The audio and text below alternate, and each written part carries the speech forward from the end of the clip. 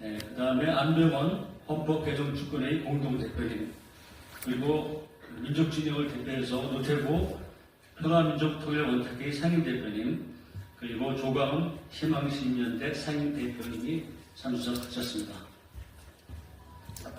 이제 윤석열 대통령은 예고했던 대국민 담화를 취소했습니다. 그리고 대통령실에서는 합법주의자인 대통령이 합법적인 틀 안에서 한 것이며 국정을 마비시키는 야당에 대한 불가피한 대책이라고 발표했습니다. 이에 우리 시민들은 대통령과 대통령실에 묻습니다. 무엇이 합법주의자고 합법적인 틀 안에서 한 조치입니까? 첫째로 윤석열 대통령이 민주주의의 기본인 삼권 분립에 한축인 국회에 무장한 국민들을 진입시켜 정당한 국회 일정을 무력으로 진압하는 것이 합법적인 행위입니까? 국회 구성원인 국회의원들조차 국회의 처리를 갈아먹는 행위가 합법적인 조치란 말입니까? 국회는 비상계엄 발령에 대하여 헌법에 그 해제를 의결할 수 있는 권한이 있습니다. 그런데 이 의결을 저지하기 위한 것처럼 보이는 군인들의 국회 침탈이 과연 합법적인 대처입니까?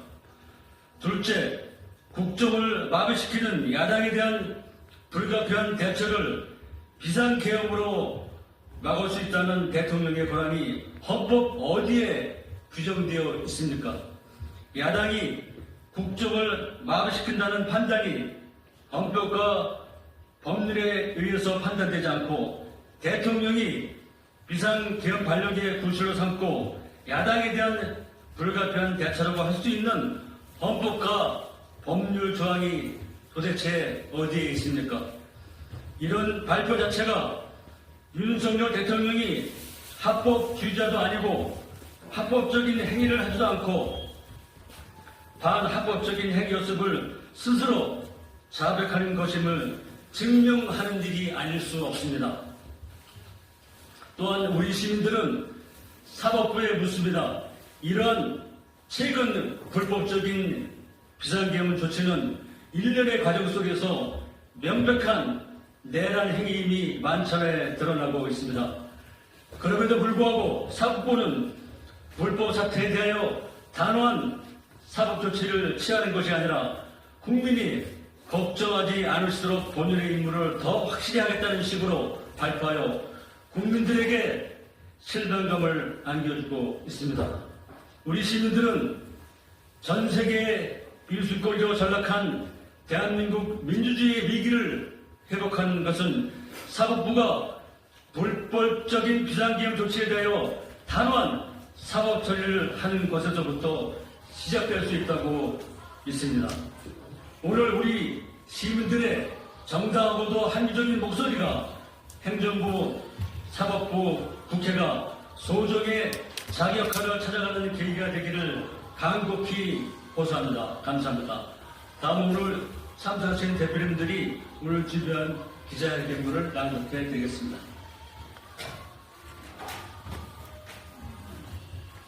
안녕하세요.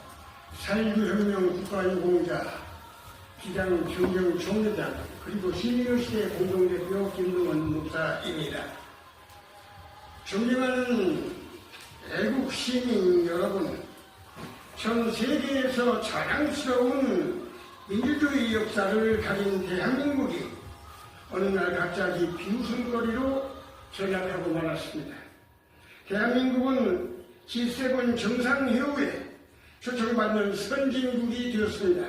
그런데 느닷없는 계엄 선포로 하루아침에 주가가 떨어지고 환율이 폭등하는 사태가 벌어지고 있습니다. 이렇게 대한민국이 침몰하고 있는 중입니다.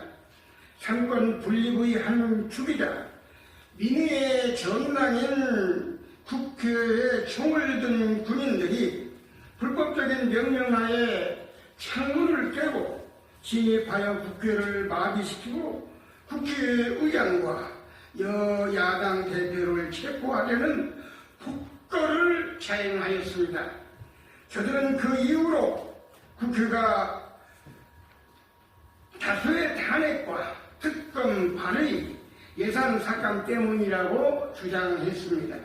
이것이 자유대한민국의 건정 질서를 짓밟고 헌법과 법에 의해 세워진 정당한 국가기관을 교란시키는 것으로서 내란을 흡색하는 명백한 반국가행위라고 국회를 매도하였습니다.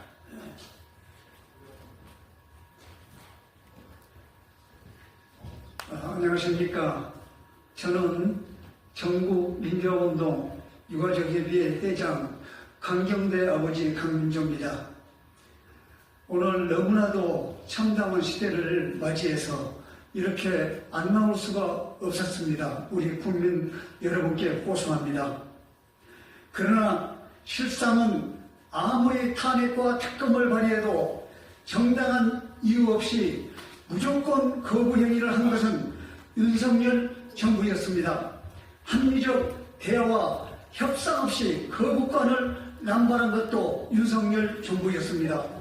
이것은 그들 스스로 표현했듯이 세계 어느 나라에도 유례가 없을 뿐 아니라 우리나라 전국 이후에 전혀 유례가 없던 상황입니다.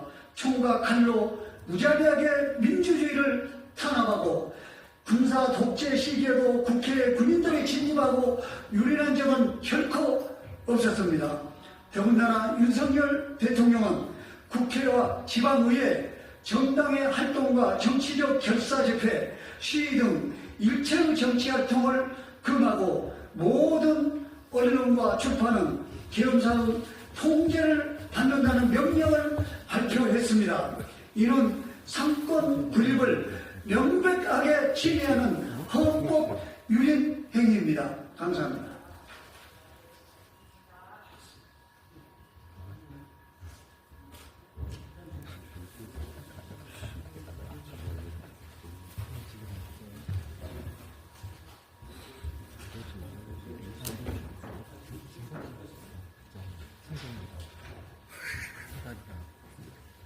그러나 윤석열 대통령은 국민과 경찰을 동원하여 국회의원들이 국회에 들어간 것조차 막았으며 심지어는 국회의장이 국회의 담을 넘어가는 어처구니 없는 상황이 벌어지고 국회에 군대를 난입시켜 합법적인 국회 일정을 완전 봉쇄하고라고 했습니다.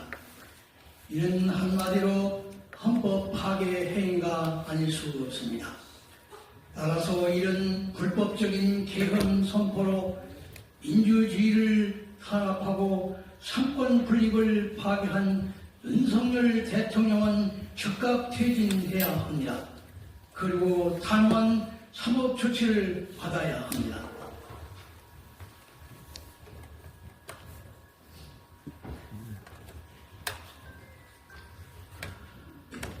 저는 헌법 개정 주권회의 공동대표를 맡고 있는 한병호입니다.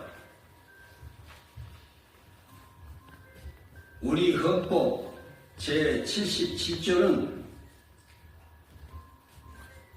대통령은 전시, 사변 또는 이에 준하는 국가 비상사태에 있어서 병력으로서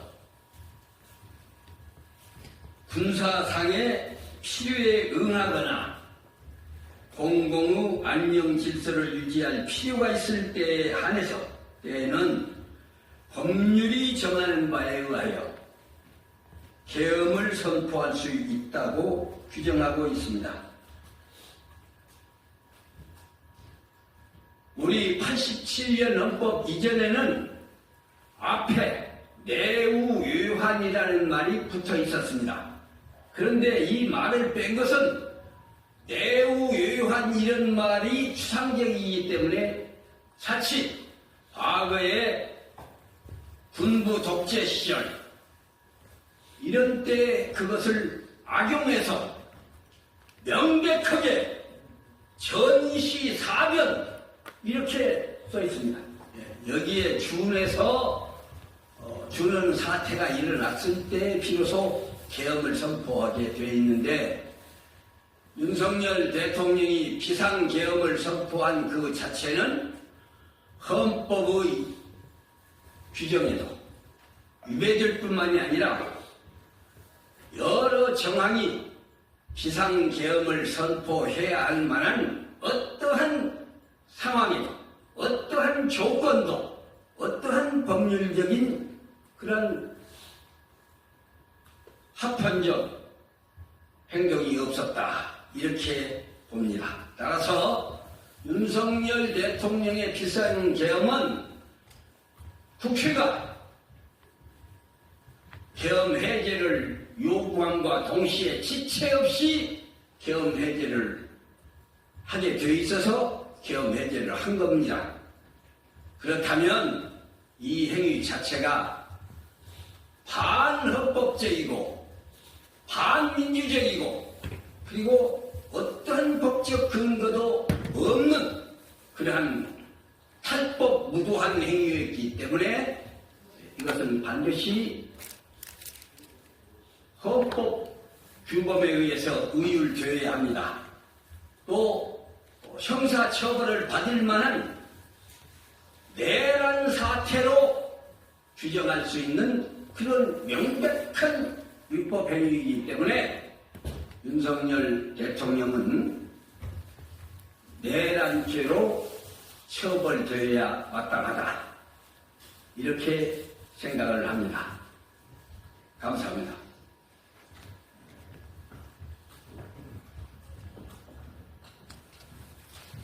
저는 천도교인입니다.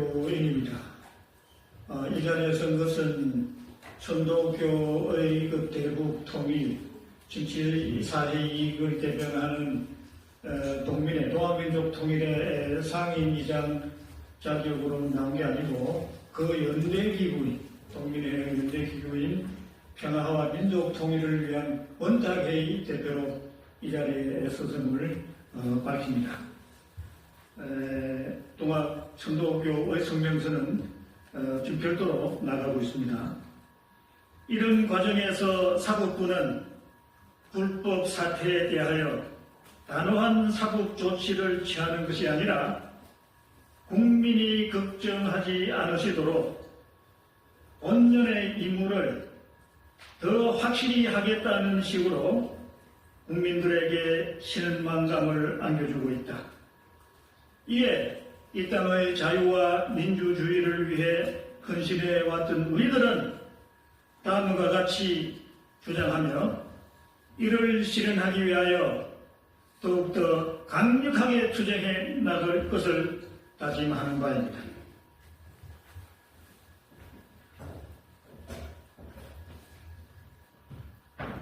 사랑법인 희망시민연대 대표 조광입니다. 저는 몇 가지 구호로서 윤석열과 상권 불거지기란 책임자들의 즉각적인 탄핵을 바라면서 세 가지의 구호로 답하겠습니다. 불법적인 계엄 선포를 한 윤석열은 즉각 퇴진하라! 퇴진하라!